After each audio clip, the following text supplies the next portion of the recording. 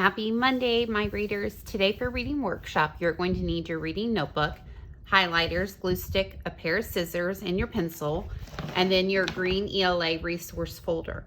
Go ahead and open up your resource folder, and you're going to take out a couple things from your left pocket.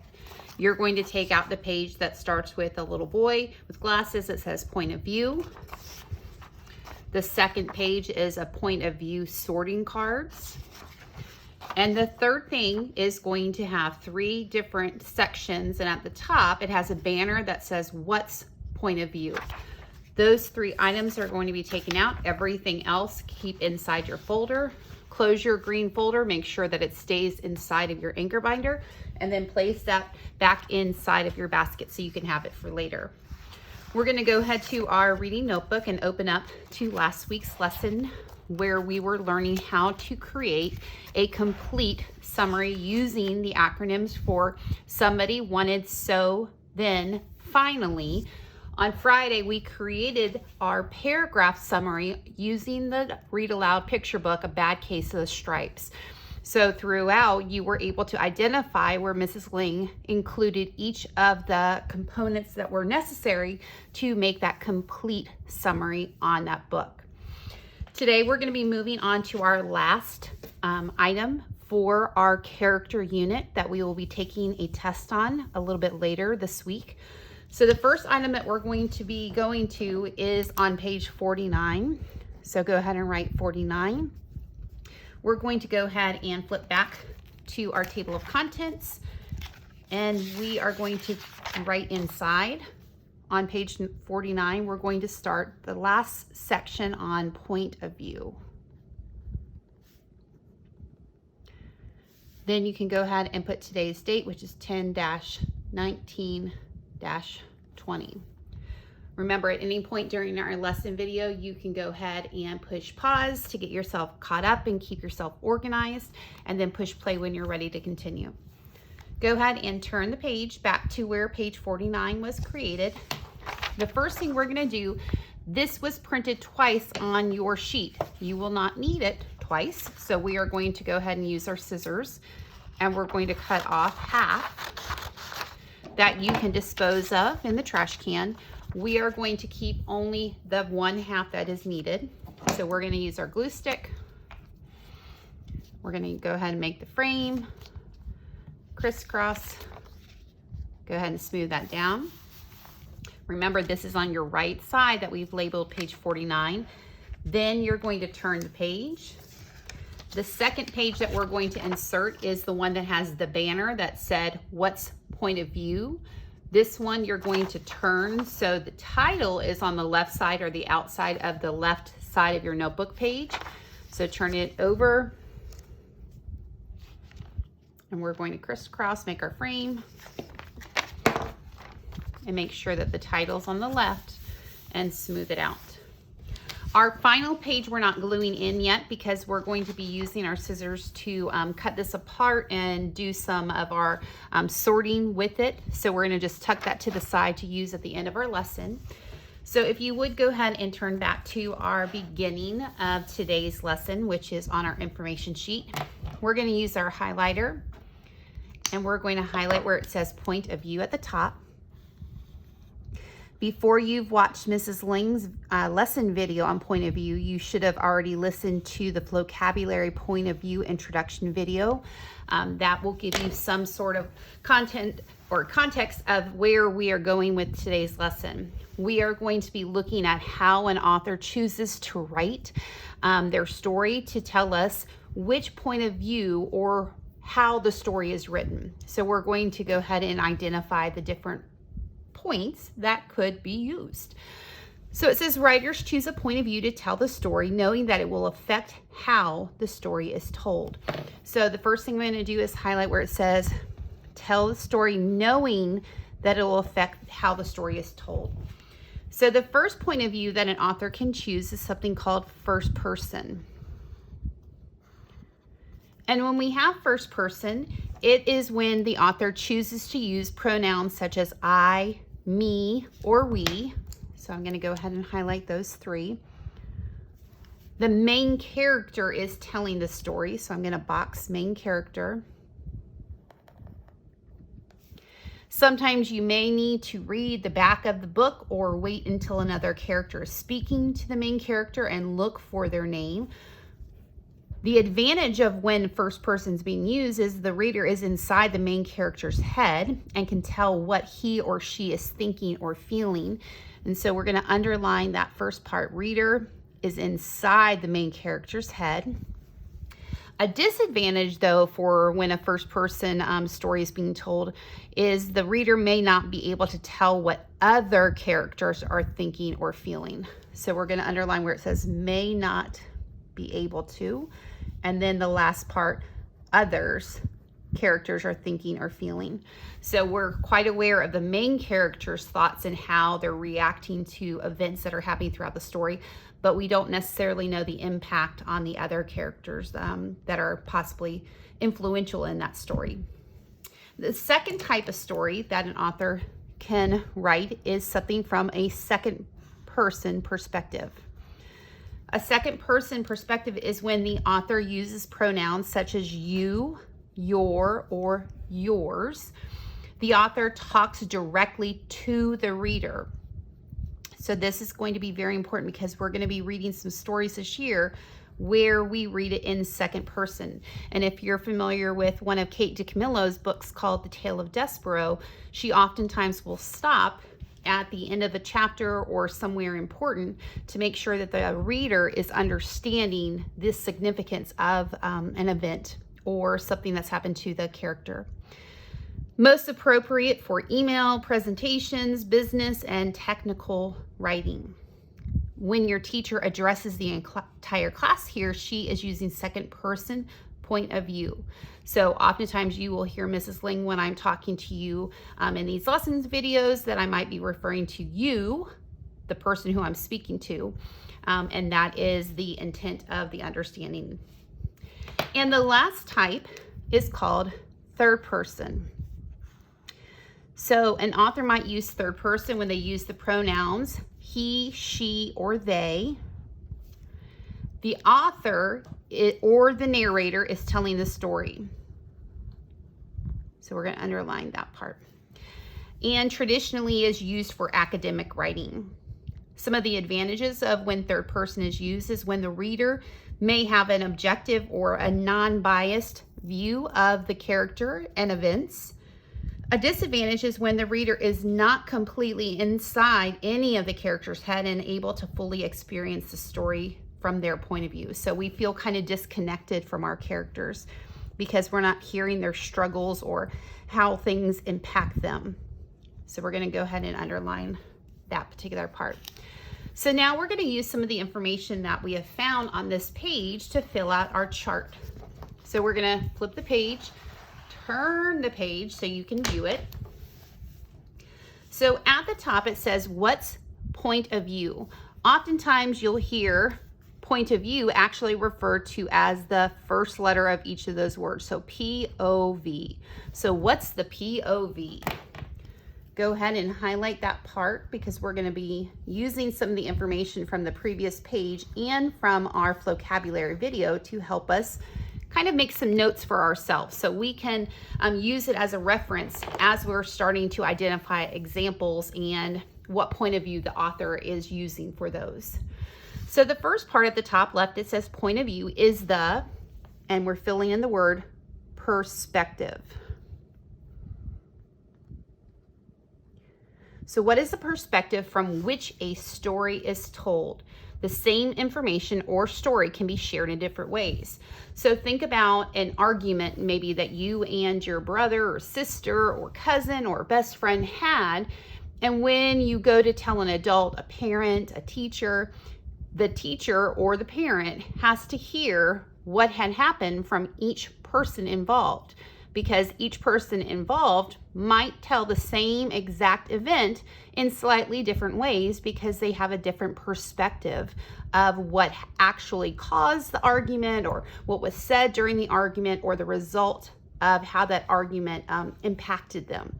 So it's important for adults or for kiddos or for anyone to listen to all points of view to try to get a better understanding of the events. So when we look at this particular page, we have three different parts. The top part is going to identify what is each point of view that we just went over: first person, second person, and third person. There's actually two parts of it. We're going to then move down to the second part to identify some of those key words the author uses to help us as readers identify when first person is being used in a text, or second person, or third person. And then we're going to identify those key words in some short practice passages. So at the top, we're going to go ahead and highlight first each of our different types of points of view. So they're visually kind of popping for us to remember to look at each one as a separate column. The first one, the left column on first person point of view, we said that is told by a person or a character in a story. So go ahead and fill in those missing words. The author might use the character by saying the words I or me. They might use the word we or us. So the character is being included in those descriptions. When we look at the practice, we are able to identify this as a first person by looking for some of these key words. So we're going to highlight the key words if we see them being used. So it says sitting on the floor, I, which we said refers to the character telling the story. So I'm going to use my highlighter to highlight just the word I. I watched the vase come crashing down. As mom came rushing into the room, I, the key word being used again, that the character talking, I started to cry. Why was this happening to me? So once again, the author has provided us another pronoun to identify that this is being told from the character's perspective. The second type we have talked about is the second person point of view. So this is where it's told either by the narrator, and I'm just filling this in the blank, narrator, or and then this is the actual blank word, character, directly addresses the reader. And we want to make sure that we understand when it's directly addresses the reader is very important. So this is changing how the story is being told. So the author will use words such as you, your, yours with an S. They might use the contraction you are, so your, but it's spelled the different way because it's a contraction. They might even use the word yourself. So they're directly speaking to the reader using those words. When we look at the example, we're going to look for some of those key words within that passage. So for this one, it says you were in the living room. We already see that they're using the first key word talking directly to the reader, you. And we're not paying attention. Your legs knocked the table. So talking about the reader again, your legs knocked the table and mom's favorite vase shattered on the floor. So using the two words you and your, they're identifying that they're talking directly to the reader. And in this case, it was someone that was involved in this event. The last point of view that we're going to talk about is called the third person point of view. Within third person, there's actually two separate types. We call one type limited point of view or third person, and the last one omniscient. This is the last part that is also identified as a third person point of view. So we're going to talk about a limited third person. So this first part says the narrator knows the thoughts. So fill in that first word. Thoughts and actions of one, and put this in capital letters. This is what makes it limited. It's limited to only one character. And then I'm going to go ahead and use my highlighter just to highlight a box around it because it's very important. Limited means I'm limited to one character. So the author might use a pronoun such as he or she because they're referring to one character, him or her. They also might refer to a character as it, or his and her. So slightly different ways to refer to a boy or a girl, but always focusing on the thoughts and actions of one character. So remember, it's the narrator understands the thoughts and actions of one character. It is not telling you that that narrator is the character. It's the character is kind of looking inside the character's thinking. So when we look at this example, it says rolling on the floor, Pete was waiting on his. So our first keyword is his. And we know that Pete is the character his is referring to. Mom to get ready, not paying attention, he. So once again, we know the he, the pronoun, is still referring to Pete, the one character. He knocked into the table, causing the vase to fall. Pete, so we know this was the one character, was so angry with himself. And himself is the last key word. So remember that only the character would have known how he felt when he had this accident happen. But because it's third person limited, our narrator can look inside Pete's mind at how he is feeling during this. He's so angry with himself. When we look at the last one, the third person omniscient, omni, and I want us to kind of highlight this part. This is a prefix, and we'll be talking about prefixes a little bit later on in the school year. Omni is a prefix that means the meaning all. So this means they're all knowing. So we're going to even put all knowing. So they're kind of like the author that can see inside of every character. So the narrator knows the thoughts and actions of, and this one we said is all the characters. So this time I'm gonna put a highlighted box around the word all. So omni means all. That's the way we understand the author knows all about all the characters. When they refer to the characters within the text, they might then group them together to use the words such as they or them. They might even just talk to us as characters, the character names, I should say. But we will know this because they are going to list them, meaning they're listing more than one. So it says more than one.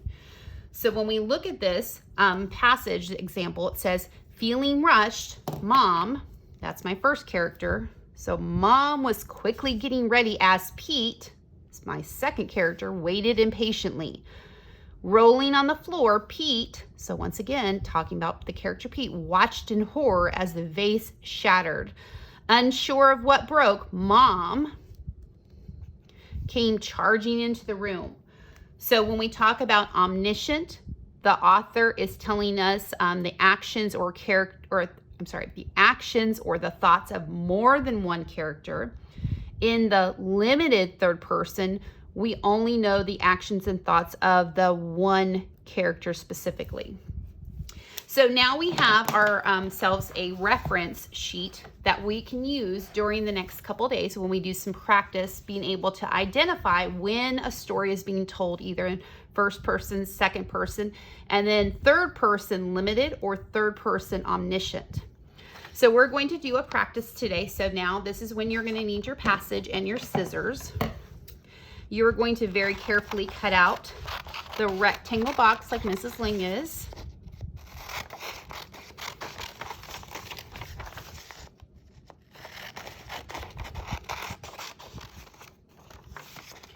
Go ahead and make sure you just cut off any of the extra trim. Then we're going to cut out, there's 3 different titles, so we're going to cut those separately.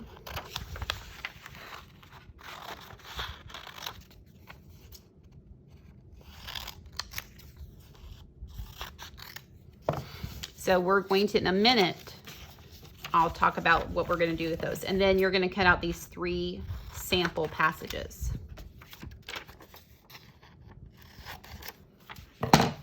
So we have 3 sample passages and we have 3 titles. So once again, I'm going to turn my notebook and I'm going to take these and place them on the table next to my notebook. So we're going to be trying to fit these to sort them according to how we can identify how the author is telling the story. Is it in first person, told by the person or character that's in the story? Is it told in third person limited, so the narrator's telling us the thoughts and actions of only one of the characters? Or is it third person omniscient, that the author is telling this story knowing all of the characters' thoughts or actions within the story? So we're going to start by gluing our titles down first. So we're going to start with first person to be on the left side. So you're going to need your glue stick again and get the one that works. Turn it over. And we're going to use this red line as our guiding line. So I'm going to go ahead and place this on the top of my title right at the red line. I'm going to use my second one, third person limited, is going in the middle. So go ahead and turn it over. Same thing, red line is going to be the top of my title. And that's third person limited, and third person omniscience going on the right side. So turn it over. And then glue that down. So we're going to give ourselves a little bit of notes at the top as reminders. So we said first person is told by a character. We said third person limited is told by the author. But it's telling us the thoughts of one character. So we're going to say one